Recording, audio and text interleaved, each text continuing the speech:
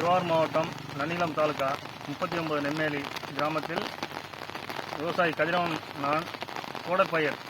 பருத்தி சாகுபடி செய்து போன ஆண்டு இதே மாதிரி மழை பெய்து பஞ்சு எடுக்கும் பொழுது பருத்தி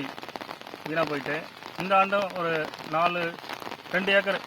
பருத்தி போட்டு கிட்டத்தட்ட ஒரு 60,000 ரூபா செலவு பண்ணி இந்த நேரத்தில் மழை பெஞ்சு பருத்தியெல்லாம் பாதிச்சு போயிட்டு உரங்கள்லாம் அதிக விலையில் வாங்கி வச்சு